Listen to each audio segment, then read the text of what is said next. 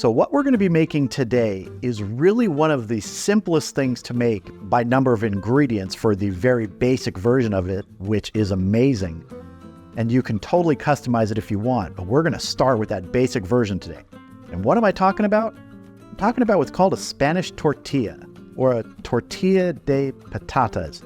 There are 3 ingredients to it: eggs, onions, potatoes. Now, the recipe I'm using today comes from a chef, Omar Aliboy. You can find him over on Jamie Oliver's FoodTube channel, and I'll put a link to his video in the video description because it's a really great video on how to make this. And from this, you can sort of customize it into different things, toppings, any ingredients inside, but honestly, the basic version is just amazing. I'm kind of obsessed with it. So let's get started. Now I have a sweet onion here, and the first thing I want to do is just take off the ends. I've already peeled the paper off.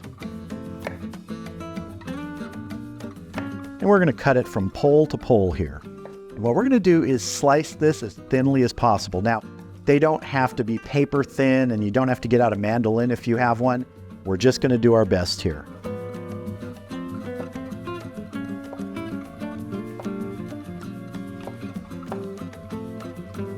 This is what we're looking for here, just thinly sliced onion, half round, sort of. And if some are a little bigger than others, that's okay. If there's any of the little core in there that you don't want, just take those pieces out and toss them. That's done. Let's move on to our potatoes. So for the potatoes, we're going to be doing a very similar thing to what we did to the onions. I've got 2 peeled russet potatoes here. I guess you could use other potatoes, but I just really like russets in this. And I'm going to take potato first and just create a half. We just turn it on its side, and we're going to slice this thin also. They don't have to be as thin as the onions, but you do want them not super thick.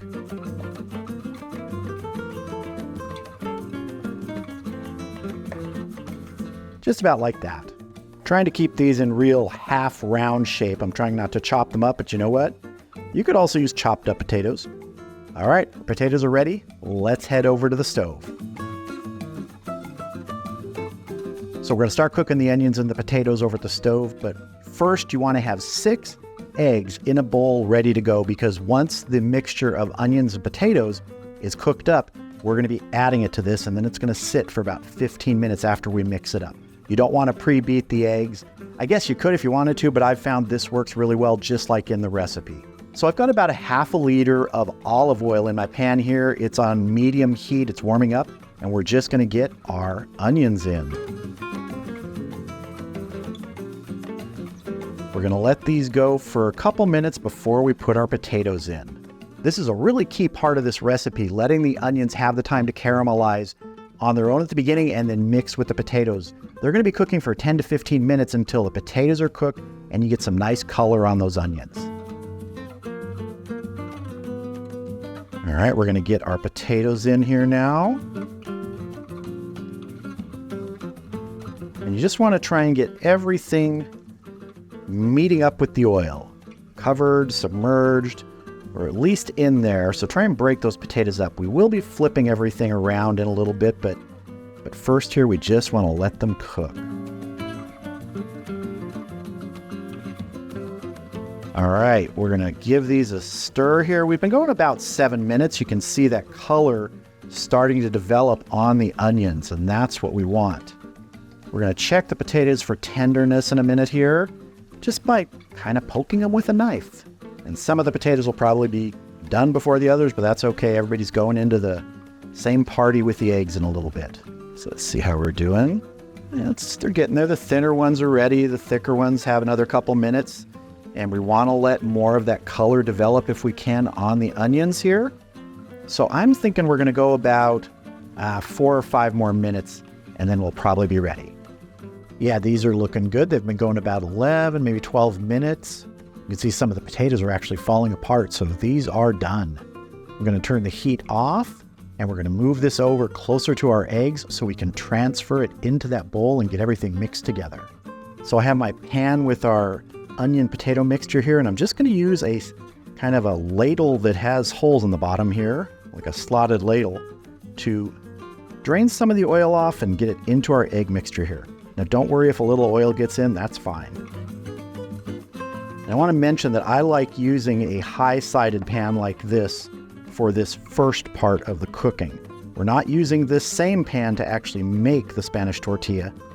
We're going to use a smaller pan, more of a, I think it's 9.5 or 10 inches. Now at this stage, if you wanted to add some of your own flavors, you could.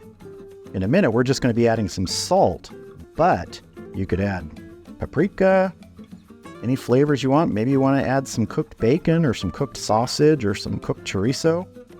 Totally up to you, but we're doing the classic today with some toppings at the end.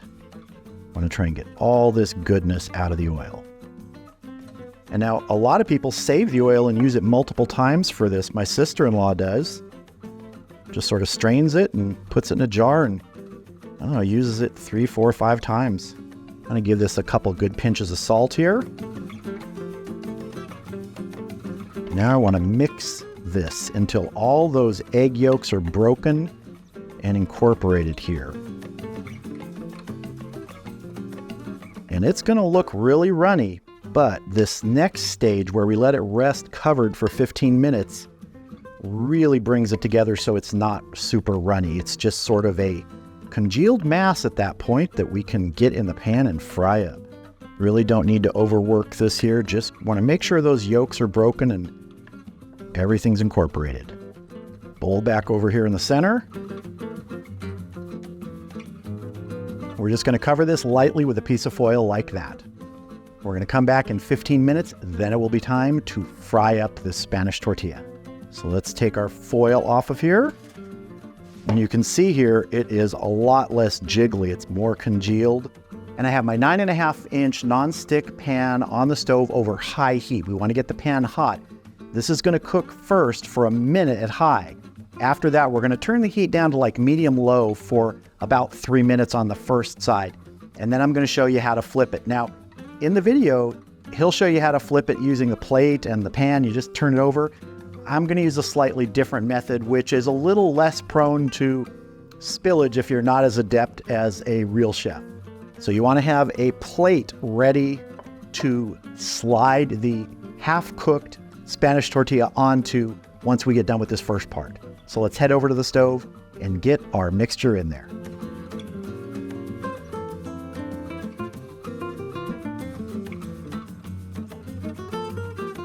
And you just want to sort of flatten it in there, and we're going for 1 minute.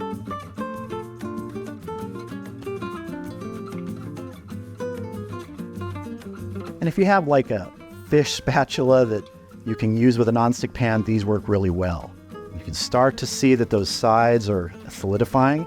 We're going to turn it down to medium-low for 3 minutes. Letting it cook at low for a few minutes helps sort of set the entire structure, and it's going to make it a lot easier to slide it out onto the plate. Now again, Omar Aliboy's method is to take a plate, put it over the top of the pan, and then just flip the whole thing together. I've done that. It's been successful 50% of the time. You get a little bit more spillage from that if you're not as adept as he is. This way, it's a little less risky because we're going to slide it out onto here, put the pan back over it, and tip it back into it. So, fingers crossed, it should work. You just want to sort of feel the top, and you can actually feel that it starts to set a little bit, even though it looks totally wet. And it's actually moving around in our pan here.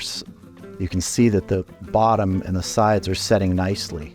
Now, when we do flip it and get it back in the pan, it's going to go back on the stove, 1 minute on high for that side, and then another 2 to 3 minutes medium-low to completely set it. Then we'll take it out.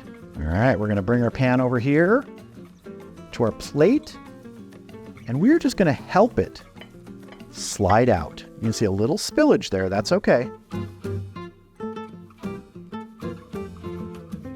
Then what we're going to do is we're going to lift it up, and you want to have some good gloves here for this. Put your pan over it and turn. And we're going back on the stove at high for 1 minute.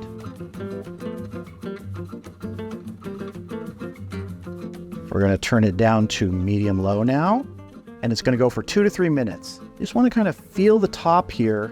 The other thing you can do is just take a knife and slide it in and see if it comes out clean. Got a little bit of residue on there still. Yeah, this is feeling pretty good. We're right just past 2 minutes right now. So we're going to go ahead and get this off here and get it onto our serving platter.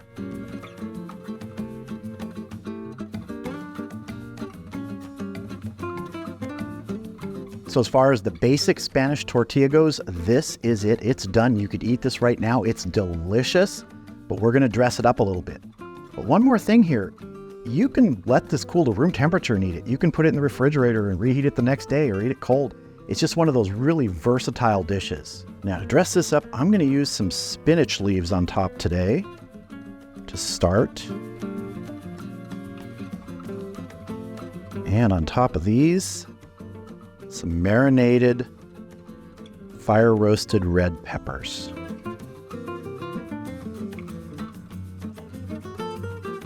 I just love these things. Such great flavor. And there it is, the finished Spanish tortilla, topped with some spinach and some fire-roasted marinated red peppers. I've been waiting for this for a while. Let's dive in. I'm just going to take my knife here and slice a piece.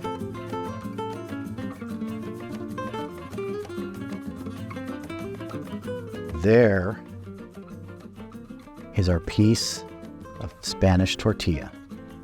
That inside is still nice and moist, but it's cooked. Go ahead and get our piece on a plate here. And it's time to have a taste here. Cheers. I can't tell you, see, in the last month, I've probably had this 5 times. I didn't think I would like it, honestly. A few months ago, my sister-in-law makes this all the time. My wife would bring it home from when she's visiting her sister. And it just didn't grab me. I didn't think it was going to be anything but a big omelet with potatoes in it. Boy, was I wrong. This wonderful exterior on this, the creamy potatoes, the onions are incredible in this, so sweet. This to me is a perfect brunch food.